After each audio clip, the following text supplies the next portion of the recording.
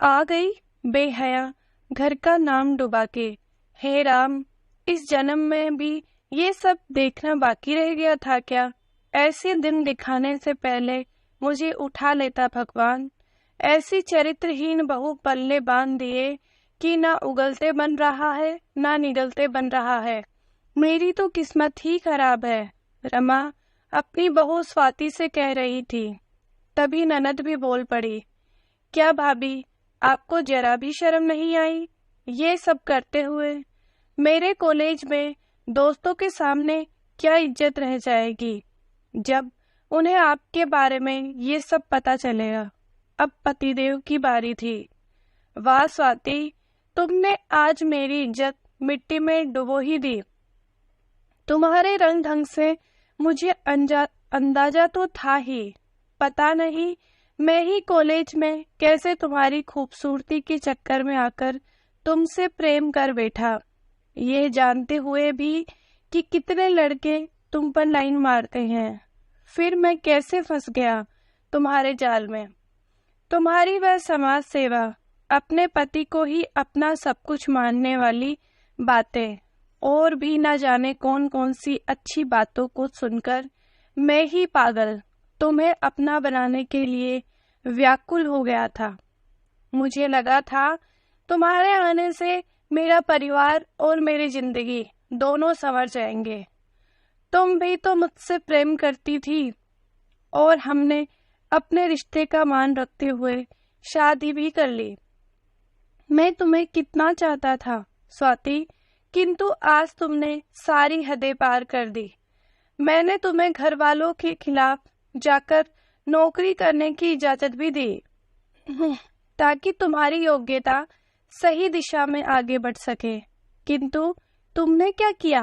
तुमने अपने ऑफिस के मैनेजर को भी नहीं छोड़ा। हाँ, बेचारा मैनेजर भी क्या करता, तुम्हारे रूप चाल में वह भी फंस गया होगा।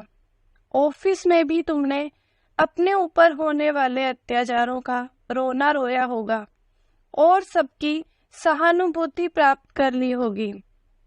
ऑफिस में तुम सबसे इतना हंस हंस के बातें करती हो कि कोई भी तुम्हारे बारे में गलत राय तो बना ही नहीं सकता। किंतु आज तुम्हें अस्पताल के जच्चा बच्चा केंद्र में उस मैनेजर के साथ देखा तो मेरा खून खोल उठा। कई दिनों से मैं तुम पर नजर रख रहा था और आज तुम्हें वहां देखकर मेरा शक यकीन में बदल गया। तुम्हारे पेट में उसी का पाप है ना? आज सभी घर वाले स्वाति को मुजरिम की तरह कटघरे में खड़ा करके उसके ऊपर आरोप पर आरोप लगाए जा रहे थे, किंतु अब स्वाति के सब्र का बांध टूट गया और वह चिल्ला चिल्ला कर बोलने लगी। हाँ हाँ, मैं हूँ चरित्रहीन क्योंकि मैंने तुमसे प्रेम किया था। एक बात बताओ मनीष, क्या तुम अपने ऑफिस में अपनी महिला सहकर्मियों से हंसकर बात नहीं करते? उन्हें कई बार जरूरत पड़ने पर घर नहीं छोड़ते? कई बार जरूरत पड़ने पर उन्हें अस्पताल लेकर नहीं जाते? तब तो तुम भी चरित्रहीन नहीं कहलाते,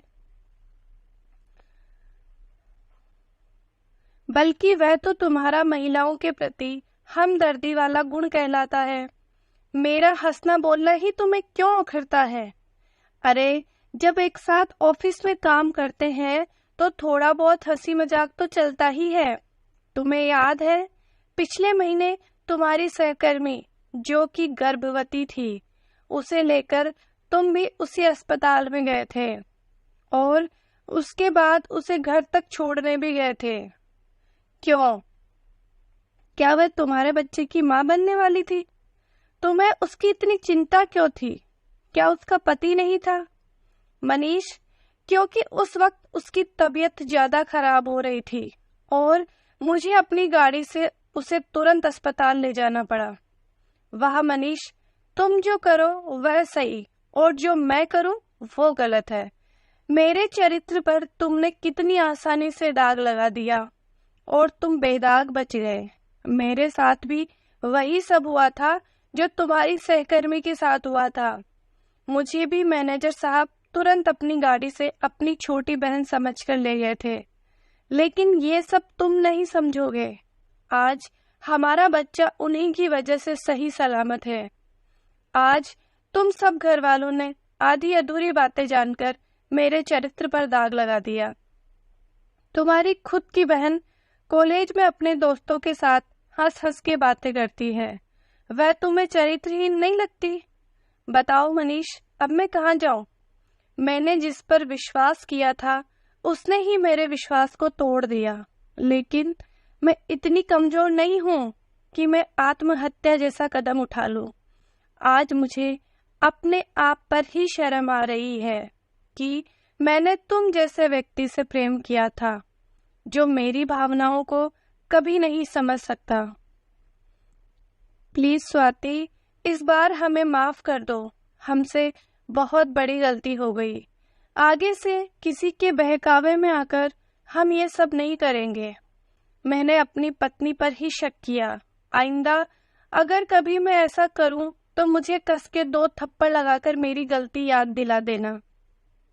आज सारे घर वाले पश्चाताप के आंसू बहा रहे थे, किंतु क्या स्वाति के दर्द को कोई समझ पाएगा?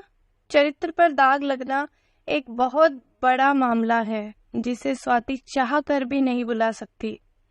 क्या कलयुग में भी सीता माता की परीक्षा ली जाती रहेगी? दोस्तों, अपने रिश्तों पर हमें पूरा विश्वास होना चाहिए। किसी की बातों में आकर या आधी अधूरी बातों से हमें खुद का ही नुकसान कर लेते हैं। कहानी अच्छी लगी हो तो प्लीज लाइक एंड सब्सक्राइब जरूर कीजिएगा। Thank you.